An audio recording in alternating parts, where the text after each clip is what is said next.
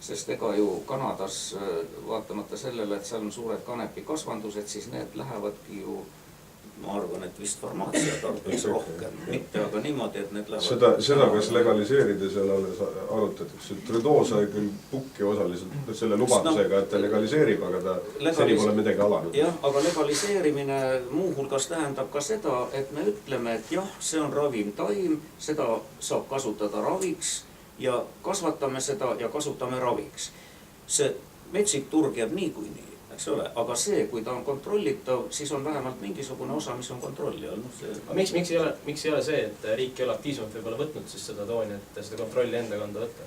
Mitmed riigid juba maailmas seda järjest rohkem teevad, siis meil on pigem arvamus. See on see top-down värk, ÜRO globaalsed lepped. Minu hinnangul on see, et vaata, siin on tihti läbi käinud, et riik võiks nagu kontrolli enda kätte võttaks. Täna tegelikult, see, mina nagu 100% alla kirjutan sellele, et riik ei oma kontrolli. Riik omab väga selget kontrolli, kuna see on täna on vastav tegevus on illegaalne, sellega tegelevad sisekaitseorganid väga igapäevaselt tegeletakse sellega. Millega tegeletakse igapäevaselt on see, et ei tegeleta, loomulikult ei jõuta tegeleda iga koolilapsega täna nurgaleks. Aga tegeletakse diileritega, tegeletakse võrgustikega ja see töö käib. See, et sellest ajakirjanduses iga päev ei kirjutata, see ei tähenda, et see töö ei käi. Minu hinnangul see pool, kohe ma lõpetan ära, et see ei ole päris nagu õige, et riik sellega, et ta ei ole meil legaalne, ei oma kontrolli. Riik omab sellest kontrolli. Nüüd ma korra tahaks ühe mõtte veel vahel öelda, et lihtsalt minu mõttekäik, millel te võite nagu juurde rääkida või vaielda, sest ma ei ole ise seda, ma lihtsalt mõtlen valjuteks, et näiteks kui me anname signaali ühiskonnale, et kanep on okei, lihtsustatud kujul, eks ole, ärme räägi siin, kas dekriminaliseerimine, legaliseerimine, räägime lihtsustatud kujul, et kanep on okei, anname signaali, eks, siis näiteks täna mina, kes ma olen kasvatatud, minu kodune kasvatus on selline, et ma ei tarvita narkootikume, mul ei ole nende vastu kunagi olnud, sest et ma olen aru saanud, et narkootikumid ei tee mind kõvemaks meheks. Mitte kõvemaks meheks minu enda hinnangul see, et ma õpin ja et ma teen sporti. Ja kui ma nüüd saan ühiskonnalt signaali, et on okei teha ka kanepit, siis ja see, ütleme näiteks, et seda on okei ka kuskilt avalikult kätte saada, siis ma võib-olla huvi pärast isegi prooviks ära. Täna ma olen hoidnud ennast tagasi sellepärast, et minu hinnangul see ei tee must kõvemat meest. Mul on sellised ühiskondlikud, perekondlikud kasvatused, eks. Ja kolmas pool on see, et ka minu positsioon ühiskondlikult, kuna see on illegaalne asi, ma põhimõtteliselt ei saa seda teha. Väga lihtne. Kui nüüd anda signaal üldine, et see on okei, siis noor inimene mõtleb, et aga kui see kõik ütleb, et see on okei, siis miks mitte? Et see on nüüd see pool. Ja nüüd veel, et mis minu arust oli naljakas nagu kogu selle genderipundile nendel nihiliste FM-i vendadel, et me räägime siin fentanüüli surmadest ja sellest kõigest, eks ole, siis öeldakse, et okei, aga siis katsume seda tulekahju bensiiniga kustutada, et laseme ühe narkotsi veel vabaks. Et see oli minu jaoks nagu aru saamatu täiesti, kuidas sa võitid selle vastu. Seal ei olnud nagu mitte mingeid põhjendusi selles petitsioonis, mis mulle laua peale tuli.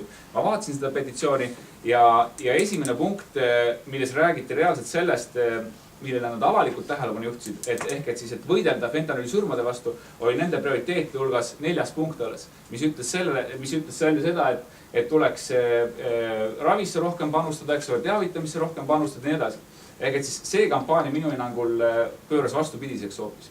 Et see tekitas ka päris paljudes poliitikus süüks tunde, et need vennad ei ole nagu adekvaatsed, mis jutt see selline on, eks ole, kui sa lähed fentanüüli vastu sõtta, siis minu hinnangul sa ei saa seda teha nagu ühte täiendavat narkootikumi legaliseerimiseks. Et see oli nagu sükene...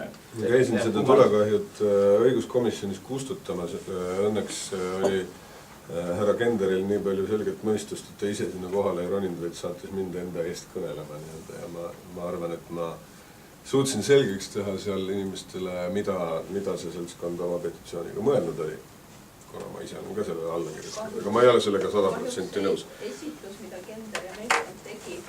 Ma ütleks, et see oli PR rämber aga ma 2 punkti, millest ma nagu siin eelmist repliikide peale tahaksin öelda, et kui vastaks tõele see, et kättesaadavuse riigistamine suurendab noorte hulgas tarbimist või üldse mingisuguse leebema, suurema dekriminaliseerimise või muidu leebema uimastipoliitika suunas liikumine suurendaks märkimisväärselt tarbimist, siis me näeksime seda riikides ja piirkondades, mis on seda teinud. Me ei näe seda. Pigem on näha vastupidist trendi. Kui keelustamispoliitika, mida on 90 aastat nagu enam-vähem ühtemoodi tehtud.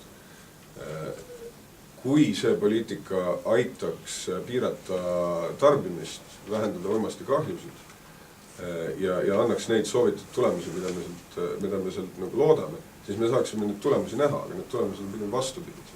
Kasvab uimastite valdavus, tuleb turule üha uusi sünteetilisi uimasteid, uimastite hinnad üldiselt langevad, kuigi Eestis on kanepi hind ebanormaalselt kõrge võrreldes muu Euroopaga. Aga ka see ei pärsi kasutamist. Ka see, kui uimastite hind võib tõusta 10 korda, neid ikka tarvitatakse edasi. Jõustamispingutused pole 90 aastat pole jõustamispingutused mitte mingeid tulemusi andnud. Mina isiklikult usun, et korrelatsioon jõustamispingutuste suurendamise ja uimastikahjude suurendamise vahel on põhjuslik, aga seda on natuke raske tõestada, aga see on äärmiselt loogiline. Sest me näeme selle tagajärgi igapäevaelus. Fentanüülist polnud 15-20 aastat tagasi keegi kuulnud. Aga nüüd puudub Eestis praktiliselt heroiiniturg, mis nagu esmapilgul tundub, et fantastiline, meil pole heroiini probleemi. Jah, meil on probleem palju hullema asjaga kui heroiin. No kui nüüd rääkida jälle sellest, minna korraks selle sama meeleavalduse juurde, siis minu arvates selline tee asju reguleerida ei ole just kõige parem, sellepärast, et taolistele meeleavaldustele paratamatult tulevad need, kes räägivad äärmusjuttu, mis ka suurele osale inimestest ei meeldi ja lisaks sellistel üritustel on võimalik väga hästi sildistada, et näe, kes seal olid ja siis veel kaameraga võtta mingi siuke anna andeks habemik, mitte selles mõttes, aga habemik ja veel räpane ja veel silmad kilavad umbes niimoodi, et kes ongi narkouimas, seda võib rahva hulgast alati leida. Et see kujundab tegelikult sellist millist arvamust. Ja teine asi, kui neid asju arutada, siis tihtipeale on täiesti valed dihhotoomiad, näiteks keelamine versus kahjude vähendamine. Mõlemad tuleb koos teha, need ei ole vastandlikud asjad, täpselt samuti legaalsed, illegaalsed. Kusagil on mingisugune ühisosa või siis jälle seesama kahjude vähendamine versus loobumine. Et ei peaks nagu äärmustesse laskuma, vaid püüda leida kusagil mingisugune optimaalne tee ja minu meelest optimaalne tee on tõepoolest leitav, sest lõpuks on ka nii, et paljude asjade kohta ei ole ka mõju-uuringuid. Osa asju on selliseid, mida arvatakse ja ütleme seda teadlikkust ilmselt on mõistlik tõsta. Minu meelest väga hea artikkel oli ju, kes see kirjutas, et kanep, iidne ravim, taim, mul ei tule see nimi meelde, see oli Postimehes, kus ta kirjeldab, kuidas on kanepit kasutatud varem ja missuguste tõbede puhul temast võiks olla abi. Aga ega me ju näiteks, kui on köha, ega me siis ju ka ei pane niimoodi, et seda köha teed niimoodi, et kohe niimoodi terve pihu täis, vaid me võtame paras jagu nii palju, kui köha jaoks on. Ja ma tahtsin lihtsalt eelmine küsimus meil jäi siin nagu õhku rippuma see, et mis seos on fentanüülikahjude vähendamise ja kanepi legaliseerimisega. USA-s väga otsene seos. Keskeltläbi viiendiku võrra on langenud opioidi suremus osariikides, kus meditsiiniline kanep on legaliseeritud ja patsientidele kättesaadav ja kus on mõnedes osariikides, kus on nagu see rekreatiivkanep kättesaadav. Seal on opioidi suremus väiksem. Kust see korrelatsioon sisse tuleb, miks see niimoodi on, see on veidi keerulisem teema. Ja ma ütlen, mina isiklikult ei ole 100% kindel, et kui me nüüd legaliseeriksime kanepi näiteks nii nagu Colorados, siis aasta jooksul opioidi suremus väheneks. Ma ei ole sellest sugugi kindel, aga see korrelatsioon on mujal olemas. Publikust. Mul oli selles 2 mõtet, et see genderis ja fentanüüli vastu võitlemine, et kahjuks jäi sealt pigem mulje, et isegi opioid on jumala okei, jumala fun on proovida, et kõik peaksid proovima mingit narkootilist ainet. See, et miski on fun, ei tähenda seda, et seda peaks tegema. Aga seal oli täpselt jäi natuke selline mõte. Võt see ongi selliste rahvakogunemiste negatiivne pool, et sealt peaaegu alati tuleb mingisuguseid halbu signaale. Ma veel imestan, et halbu signaale laulvast revolutsioonist ei tekkinud. Seal oli ka rahvast massiliselt koos, aga sealt ei liitud midagi nagu sellist hullu. Teine asi oli seotud sellega, et legaliseerime, aga kuidas te näete nagu teavitustööd, et mis vormis, et hirmutamine ei aita kedagi, eks ju, paha poiss või paha tüdrukut ära proovi, aga mis võiks olla kõrval veel näiteks? Kas te selle voldiku saite? Jah, sai. See on üks võimalus. See on üks võimalus varustada tarbija igas etapis võimalikult põhjaliku infoga, millised on riskid, millised on pikaajalised ja lühiajalised ohud tervisele ja kognitsioonile ja kuhu pöörduda, kui juhtub kõige halvem. Aga kui me räägime ikkagi väga noortest inimestest, no, nemad ei peaks üldse kätte saama. Selles ongi signaali küsimus. Tugeva dekriminaliseerimise tingimustes nagu Portugalis on selles kõige haavatavamas vanuserühmas tugevalt langenud. Esimene proovimine, nende kangete uimastite proovimine on peaaegu nulli läinud, kanepit proovitakse palju vähem kui Eestis samas vanuses. See ongi see põhiline kartus, et kui me anname, see on tegelikult puhas emotsioonide mäng, võime öelda, et seaduses on see, et me tegelikult ei mõtle nii edasi. See on puhas emotsioon, kui noor inimene, kes on eriti tundlik siuste emotsioonide peal, minu hinnangul vähemalt, on see, et ta saab selle signaali kuskilt. Kindlasti see jõuab temani, eks ole. Et just nagu midagi on okei. Kuidas täpselt ta isegi ei süvene, keegi isegi ei süvene, eks ole, mida tähendab dekriminaliseerimine, mida legaliseerimine. Temaks on see, et see on okei, hästi lihtsalt kujul on. Ja kui ta saab selle signaali, et see on okei, siis juba see minu hinnangult koolispordiliidu presidendina ma näen, et see on väga selgelt nagu oht nende noorte suunas. Võtame järjest küsimused. Tegelikult tahtsin öelda seda, et see küsimus on, et mis signaali annab ja kas on okei, on ju. Ma tahan nagu tuua nagu valguselt need 5 aastat nagu enne, on ju.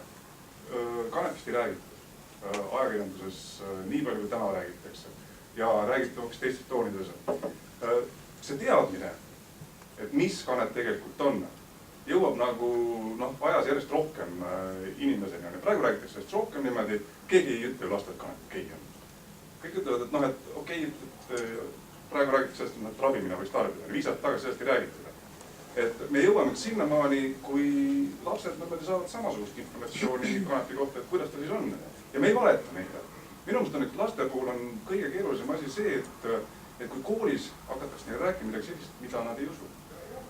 Ja kui nad ei usu natukene, siis nad ei usu midagi. See on üks sõnum, mida ei maksa saata, mida praegu see on see, mida peame murdma esiteks. Et mitte tekitada seda tõrget, vaid et ka laps niimoodi oleks, kõik lapsed muidugi ei ole võimelised, aga teda võetaks ka niimoodi, et kui ta küsib, et kuidas siis sellega on, et ta saaks teada, et mitte, et meil on õppeprogrammi niimoodi, et tuleb öelda, et see on halb. Et võib-olla meil on kõige arusaadam. No vaat see ongi, minu hinnangul ongi mul oma lapsel lihtsam öelda, et kuidas värk on see, et see ei ole Eestis lubatud, sellepärast, et see on kahjulik asi ja nii on. Kui sa hakkad rääkima, see on, eks ole, dekriminaliseeritud ja siis on juba hägune ja poiss saab aru, et mingi häma on. Aga lapsel tekib see küsimus varem või hiljem nii või teisiti. Selles suhtes, et kui me ütleme, et ta on keeratud, siis ma tsiteeriksin hea meelega mälu järgi siin politsei komissar Kõplast niimoodi, kes ütles, et kanep on halb sellepärast, et me rikume tema pärast teie elu ära. Tähendab, et me paneme teie vangi, kui te olete väärtega vahel. Aga see ei ole põhjendus lapsele, et miks kanep on halb. See on põhjendus, miks praegused seadused halb. See on jah, hoopis teist. Ja lapsele ei saa seda infot niimoodi, mida ta tegelikult tarvis on. See on nagu see, mida mina arvan. Ja nagu te ise ütlesid alguses, et lollide eest on vaja, loll on vaja kanepist kaitsta. Et lollust ei saa nagu ära keelata ja ära kaotada. Aga inimesed on võimalik see oli ka trikiga väide.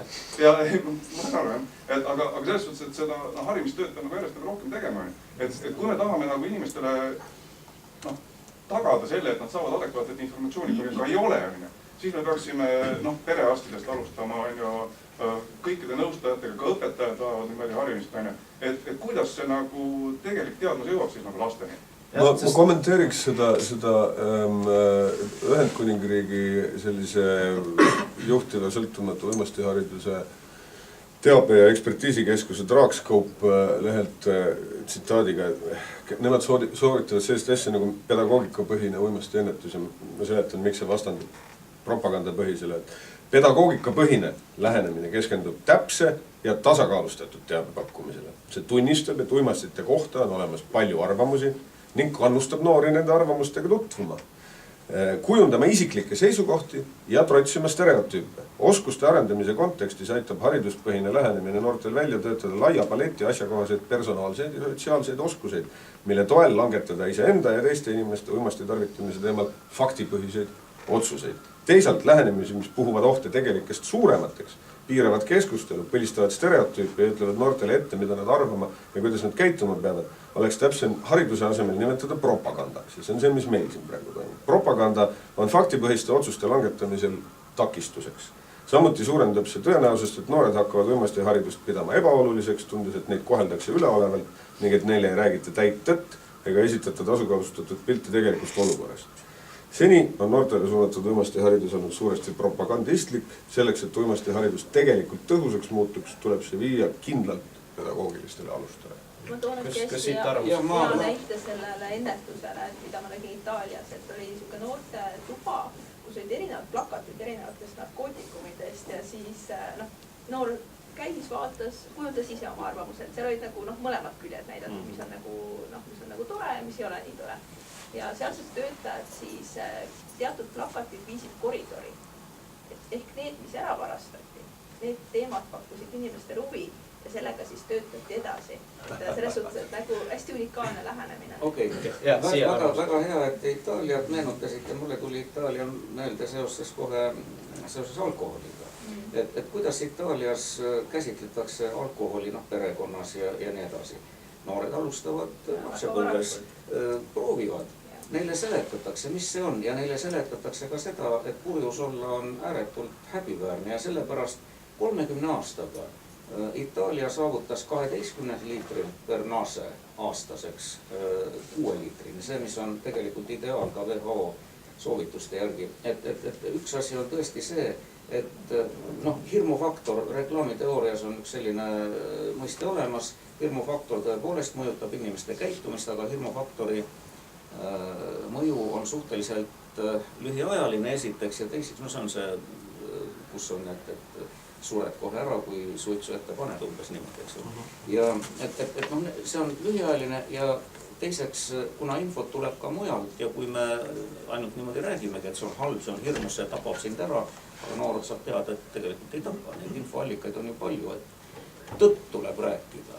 Tõtt tuleb rääkida niimoodi, et muide ma ütlen, üks narkootikumide mingisugune koolimaterjal kusagil internetis siin levis, aga seal ongi niimoodi tehtud. Seal on näiteks kanepi kohta, mida ta teeb.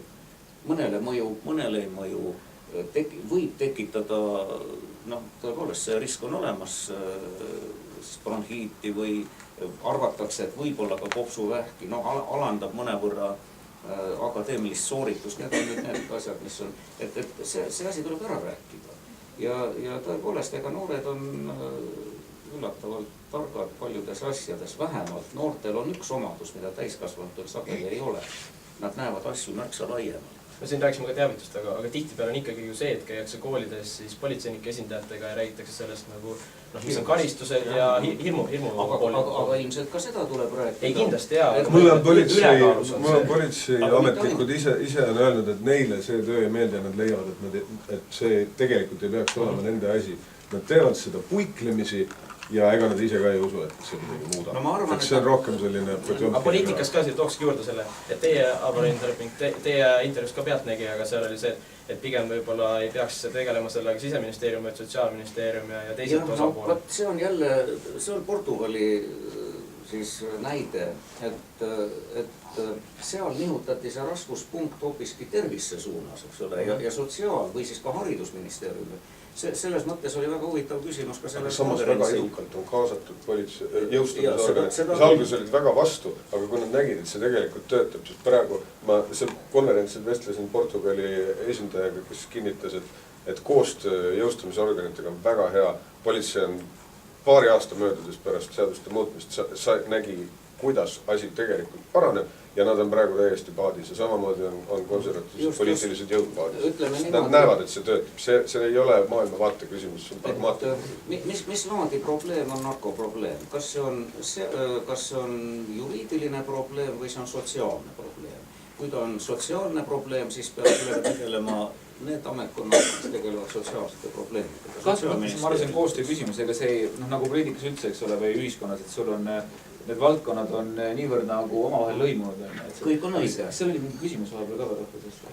Jah, siin. Mul küsiks juba ära see... Okei, siis on hästi. Kas võin korra emalt poolt siis veel, kui mulle meeldis see, et siin nagu teavituse poolt mainiti, et ma olen ka alko teemadel ja tubaka teemadel nagu sõna võttes alati rõhutanud seda, et minu arvates number 1 on tegelikult kodune kasvatus ja teavitustöö.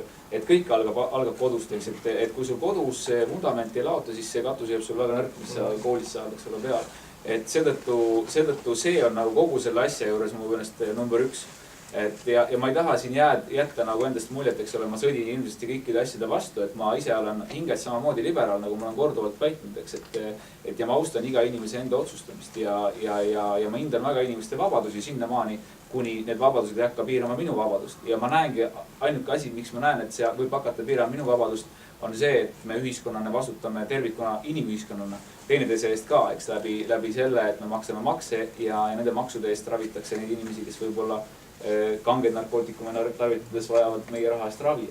Et see, aga mis ma tahaks nagu, et me võiksime siin nagu väljendada, on see, et mida me tegelikult siis nagu, mis see järgmine samm olla võiks. Me alguses juba jõudsime enam-vähem sinna, eks see võiks olla evolutsiooniline protsess, ühiskonna arengutega kaasas käib, et aga mis teie hinnangul, kui võib spetsialistiks nimetada, et mis spetsialistide hinnangul võiks olla see järgmine nõnda öelda samm sellel teel, et mida me täna, mis teemal me täna räägime. Mina ütlesin, et kui me räägime sellest, et arstid võiksid välja kirjutada ravimina, kui nad näevad, et see tõesti leevendab mingeid sümptomeid, ravikanepid, siis mul ei ole selle vastu mitte midagi, sest ma tean, et paljud kemikaalsed ravimid on palju ohtlikumad kui see taimeks. Aga kuidas see suhtumine saab üldse muutuda, kui meedias avalikkuses tihtipeale ikkagi lood ja arvamused on ikkagi negatiivse tooniga ja see on nagu ei räägita üldse tegelikult sellest poolt, mis võiks seda ka võib-olla meelestatust nendelt arstidelt võib-olla tekitada sinna poole, et nad oleks nõus seda tegema.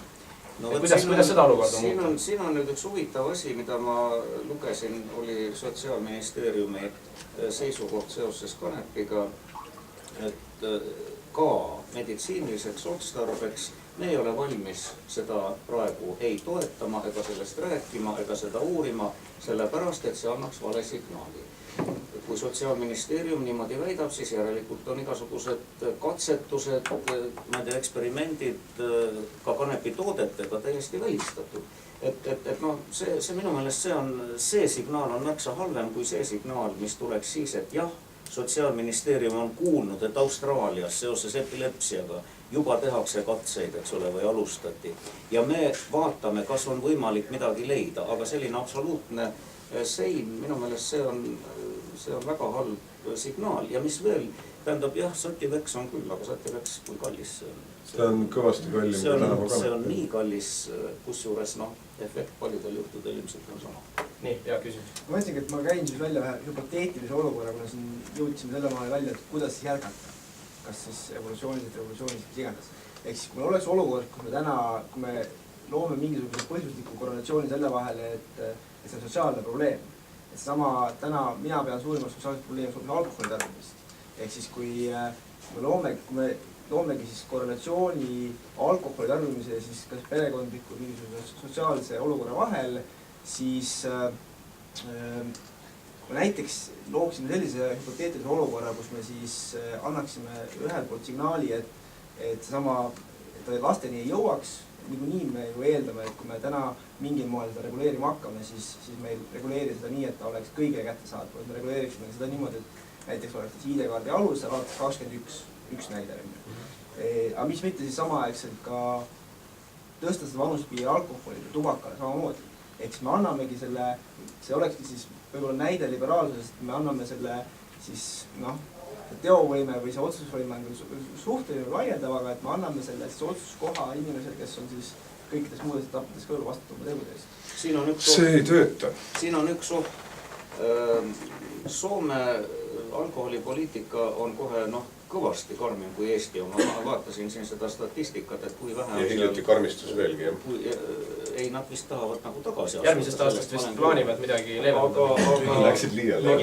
Aga siin on see küsimus karmistamisega. Häda on selles, et Põhjamaade alkoholipoliitika on olnud keelamispoliitika. Vahemeremaade alkoholipoliitika on olnud kaasamispoliitika ja poolitamise poliitika. Vahemere maade poliitika on oluliselt parem või efektiivsem. Nüüd keelamispoliitika viib selleni, et see noor siis ootab, nii ma olen nüüd tunni aja pärast, ma saan 21 ja kurat, nagu ma olen 21 saanud, ma torman kohe poodi, eks ole, ja siis paneb nii, et noh, lauale. Sest see on rituaaliks. See on see probleem, mida see alkoholikonverents oli seal, see Itaalia esindaja ju rääkis sedasama, et meil on see asi, vaatamata sellele, et alustatakse juba peaaegu, ma ei tea, 6-7-aastased on juba meki suhu saanud, aga neil ei olegi tahtmist ennast täis. On palju tõhusamaid meetmeid kui selle vanusepiiri kehtestamine, selles mõttes, et tähendab, üldiselt see 21 aastat, alates 21 aastast, see ei kipu kahjusid kahandama. Mis kahandab tarbimist, on aktsiisid, on reklaami piiramine, sellised tuntud läbiproovitud meetmed. Ma selle evolutsiooniteooria kohta tahtsin sellist asja öelda, et ma saan aru sellest loogikast, aga samas, kui me see loogika töötaks siis, kui lahendusi poleks juba leitud. Aga praegu jääb rohkem selline mulje, et me oleme siin eluaeg vahetanud omavahel kirju ja nüüd tullakse, et näete, siin on mobiiltelefonid ja internet. Aga te ei saa neid kasutada. Te peate kõigepealt 20 aastat telegraafi õppima kasutama ja siis võtma telefoni maaliinid kasutusele 50 aastaks, eks ole. Et igas eluvaldkonnas ei ole selline evolutsiooniline lähenemine tingimata äkki sa kommenteerid seda, et mis see täna see järgmine samm võiks ka olla? Mis võiks täna järgmine samm olla? Mida riik peaks tegema? Üks, mida Justiitsministeerium juba ütles, et töö selle kallal käib, et tahetakse muuta neid väikese koguse piiri suuremate puhul, mis on meeldiv. Mina leian, et tuleks ka väike kasvatus, ütleme 5-10 taime enda tarbeks ilma siis mingisuguste suuremate tingimustega klausliteta dekriminaliseerida. Et tähendab, et ainult sellepärast inimesi vahele ei võeta, kui ta jääb millegi muuga vahele, avastatakse seda kodukasvatus, siis ta saab veidi trahvi, aga teda ei tehta kurjategi. Ja see oleks siis eesmärk, et musta turgu siis vähendada? See oleks tõmmata kanepi kasutajad mustast turust eemale ja anda patsientidele, kellel, kui nad jäävad arstide taha ootama, siis neil läheb veel 10-15 aastat aega enne, kui nad saavad kaetud. Et neil oleks seni võimalus ilma nagu vanglat kartmata seadust rikkuda ja tervist parata. Aga kuidas see teavitustöö või protsess peaks enne seda käima, kui neid samme saaks riik teha? Või mis peaks enne seda veel toimuma? Need on suhteliselt lihtsalt astutavad sammud. See turu reguleerimine, see on juba natukene turgu. Võib-olla ma olen natukene nagu nahaalne selles asjas, aga ma ei tea, minu arust see kõlab natukene süükene nagu olen rase ja ei ole ka, kui tuua näidet, et noh see minu jaoks on ikka, ma mõtlen, kuidas ma oma pisikesele pojale seda selgitan, et noh, kui ma ütlen talle, et su emme on rase, eks ole, siis ta on rase, mitte et aga ta peaaegu on, eks ole, et veel see protsess käib. See on halb näide, aga see oli esimene näide, mis mul pähe tuli, eks, aga ma ütlen, mul on lihtsam oma last kasvatada, kui ma ütlen talle, et poiss, siit läheb joon. Mitte, et siin sa oled praegu hallis alas, eks ole, ära väga palju paremale kalda, eks ole, püsi siin kuskil kesk. Aga kas te lubate oma lastele legaalseid uimasteid siis enne täisealiseks saada? Loomulikult mitte. Asi on selles, ma räägingi, et see on, asi on selles, et minu hinnangul on kõige alus kodune kasvatus, aga ma teadvustan seda ja ma loodan, et minu poisiga ei teki probleeme, sest et ma panen selle algust peale rõhku, aga ma näen ühiskonnas nii palju gruppe, kes ei tegele oma laste kasvatamisega ja see ongi tegelikult see sihtrühm, keda pärast ma kõige rohkem kardan, kes jääb siin hammasrateste vahele, kellel nii see teavitustöö ei jõua ja see on minu arust see kõige suurem challenge selle asja juures. No kahtlemata see risk, eks ole, see on tõesti olemas. Ja noh, see ongi see asi, mis ilmselt poliitikuid peatab, et me ei tea tegelikult, mis hakkaks juhtuma. Aga mulle tuli üks selline jumala vallatu mõte pähe, kui ma istusin seal konverentsil ja kui räägiti sellest paragraafist ka kasvatamisest, ma ei mäleta, mis see number oli. 184. Jah, ma usun, et vanemad inimesed vist teavad, kes oli Rein Ristlaan. Ja mina töötasin omal ajal Eesti Raadios ja siis ühel koosolekul seal siis Ristlaan oli seal ka põrkimas ja siis ta rääkis umbes üks huvitav lause. Teate, raadiotöötajad, kui te arvate, et see on inimese eraasi, kas ta kuulab Ameerika häält või ei kuula, siis te eksite sügavalt, see ei ole tema eraasi. Ja noh, siit tuleb nüüd küsimus, eks ole, et väga sarnane olukord on ju selle kodus ühe poti kasvatamisega. Aga ma saan aru riskidest. Ka Ameerika hääle kuulamisega oli risk ja ilmselt Eestis oli see suurem, sest Eestis algas kogu see värk peale, eks ole, Nõukogude Liidu ulatuses. et riskid on. Selle on ikka pea peale pöörata, kui me võtame niimoodi, et praegu suur osa turul liikuvast kanepist on teadmata päritoluga tihti kliendi jaoks. Ta ei tea täpselt, kus see on. Kas see on Eestis kasvatatud, kas see on üle piiri toodud, mis tingimustes see kasvatatud on, ta ei tea seda.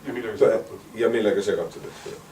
Ja ütleme, noh, me räägime siin probleemsetest peredest, eks ole, kus juba on uimasti tarvitamine, eks ole, noh, ega neid ei ole ju seadused peatanud, nemad tarvitavad juba praegu, kui nad soovivad ükskõik milliseid uimasti. Olukorras, kus on võimalik kriminaalkaristust kartmata seda taime ise kasvatada, see ükskõik kui paheline või ühiskonnaostlik perepea ka ei ole, kui ta seda kodust kasvatab, siis see, mis tema lapsele on kättesaadav, on tegelikult paremini kontrollitud ja potentsiaalselt vähem ohtlik kui musta turu kanepis. Vaevalt üks vanem oma lapsele hakkab kanepit kasvatada. Ei, me ei mõelnud seda, aga ütleme, kasvatab nurgas ja ei hooli sellest, et laps kätte saab. Siin on mitu korda läbi käinud mõiste aktsiis, ehk et siis selleni ma tahtsingi jõuda, ehk et siis järelikult, kui nimetatakse sõna aktsiis, tähendab see seda, et riik reguleerib selle ära ja hakkab selle pealt korjama maksu. Nii. Nüüd jällegi on see, et korralikud inimesed, nagu meie siin oleme, eks. Ma ei näe praegu vähem näo järgi, et siin kellegi nagu selles mõttes kellegi pärast tuleks väga muretseda ja neid see ei puuduta ka tulevikus. Tuleb aktsiis otsa narkootikumile, ostad, tarvitad edasi, käid normaalsel ajal tööl, eks ole, hoidsid oma pere eest, väga okei. Küll aga hakkab aktsiis, mis tõstab narkootikumide tänast hinda, eks ole, tänane turuhind, tõstab. Siis lõpetan oma mõtte ära. Kui me riigi poolt hakkame panema narkootikumidele aktsiisi otsa, siis mida teeb mustturg? Mustturg reageerib sellele vastavalt. Ja kui nüüd inimesed, kes on niigi, kellel on probleeme, eks ole, kes on see nõnda ühiskonna nõrgem ja nad hakkavad ostma, nad ei kipu minema nendele piltlikult öelda Selverisse, eks ole, kui ma lähen selle jälle hea näide. Nad ei hakka ostma seda ametlikku kanepit, millel on aktsiis otsas. Miks ta peaks seda kallimalt tegema, kui ta saab odavamalt oma vana hea diileri käest? Mina küsiksin, miks Mehhiko uimastikartellid, mis nagu kasutasid aastakümneid kanepiturgu nii-öelda oma investeerimispangana, eks ole. Et neil oli lihtne müüa suuri koguseid odavat kanepit USA-sse, kus oli kriminaliseeritud, suur osa turust oli nende päralt. Nad said selle arvelt rahastada oma muud tegevust ja need nii-öelda riskipreemia, mis igas uimaste eri etapis, nii kasvatajal looduslikult, ütleme, ei ole vahet, kas kasvatada tomatit või kanepit, eks ole. Need on enam-vähem ühtemoodi keeruline kasvatada või lihtne.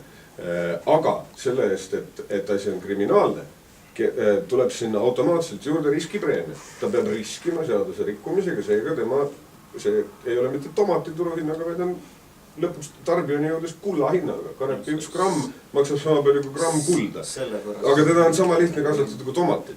Mida saaks aktsiisiga teha, et vältida seda, et pärast legaliseerimist toimub meeletu hinnalangus, eks ole. Riik saab selle nii-öelda võtta selle riskipreemia vahelt ära, kasvatada kas enda volitatud mingitel territooriumidel, kus ei ole seda riskipreemia raha, ei puhu pilli ja nii-öelda mätsida selle vahe kinni aktsiisiga, nii et uimastite hind jääb enam-vähem samaks. Kas sa oled sellega nõus, et narkokartellidest rääkides on kanep on nagu pisku võrreldes sellega, millega tegelikult raha teenib?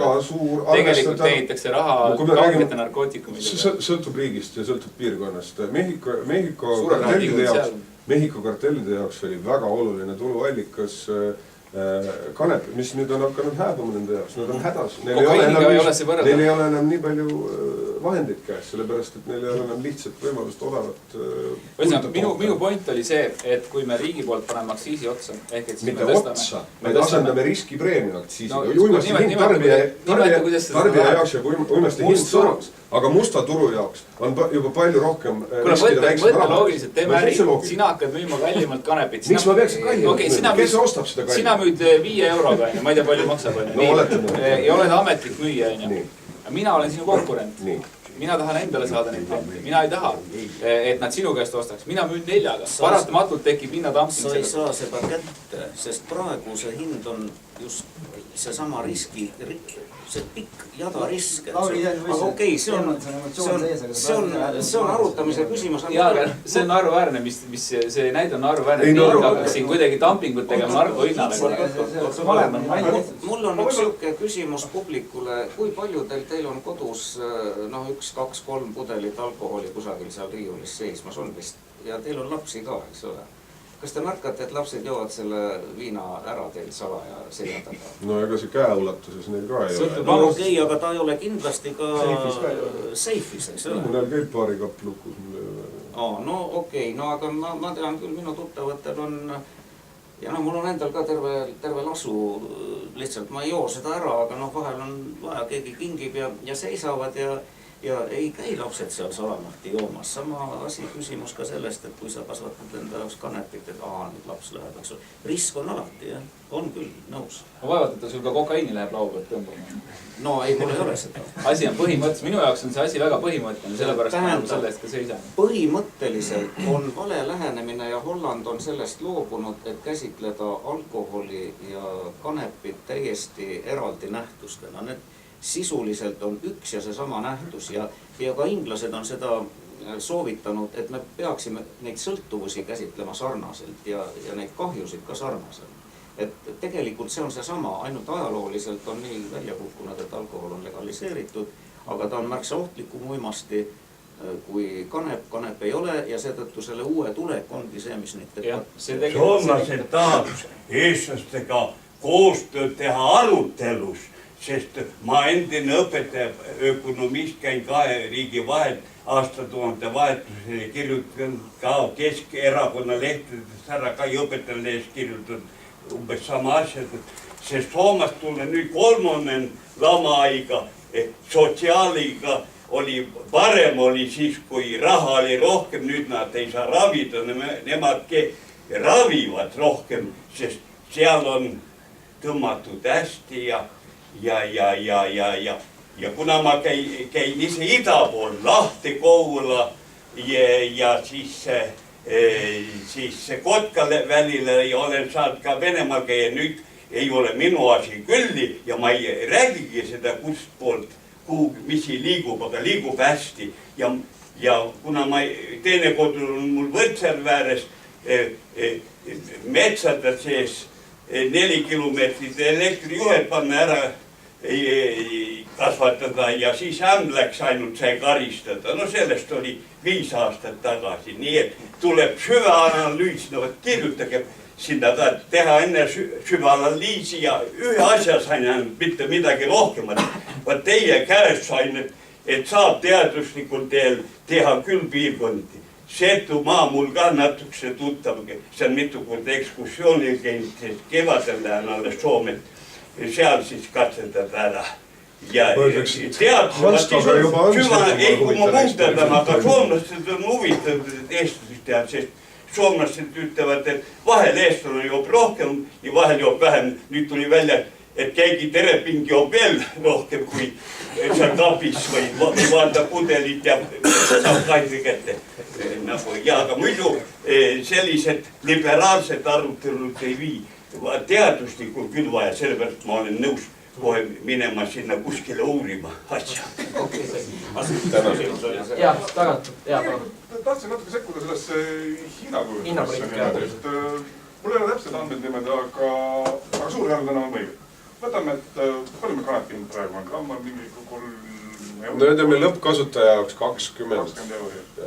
Ma vaatasin statistikat, jah on. Oletame, see omahind on 10 korda madalam, ta on kuskil sinna kanti jääb. Oi, kindlasti veel rohkem madalam. No sellest, jah, 10 korda. See on see ruum 20 eurost 2 kulub kasvatamisele. Ülejäänud 18 eurot on seal vahepeal kuritegelik tulu. Kui riik peaks müüma, siis riigil ei ole seal vahepeal 18 eurot kuritegelik tulu. Vaid riigil on aktsiis, mida saab panustada siis, pead ka samast kohast, kus enne pooled jäi, harimiseks, õpetajate harimiseks, noorsootöötajate harimiseks, kas või lapsevanemate harimiseks, kas või õpetajate palka. Spordiks. Aga ma tõin tähelepanu, et ka narkoärikate jaoks on oma hind sama. Ja narkoärikate jaoks on ka oma hind sama. See 18 euro lihtsalt väheneb seal vahel. Selles suhtes, et mina ei ole nagu tähele pannud, et ma ei tea, Selveri õlle või veiniletiga võistleksid nagu alkoholi võimalik odavamalt toota, kui poes müüakse. Ma ei ole pannud tähele, et keegi väga konkureerib. Harrastuspruulimehed meil on, aga see ei ole probleem. Mingi protsent jääb alati. Kui see vahe jääb väikseks, siis see ei ole nagu hea loogika niimoodi. miks see salaalkohol on ka probleem? Ei, salaalkohol on. Aga mitte nii suur probleem kui mis tähendab mitte nii suur, see on puhas, mis tähendab mitte nii suur? ma ütlen, et ta ei ole nii suur probleem, kui on illegaalsete uimastid. Ta ei ole mahuliselt. Selles suhtes uimastid on meil praegu kõik illegaalsed ja riik ei saa sealt mitte midagi vahet. Riik kulutab oma raha ja senimaani on seda tehtud ebaõnnestunud, sellepärast muidu meil ei oleks sellist olukorda, nagu me praegu on. Uimastid on suhteliselt vabalt kättesaadavad, ma usun, et siin 15 minuti pärast oleks võimalik kuskil tankida, ma ise küll ei tea. Kus kohas? Ma usun, et on. Ütleme nii, et telefon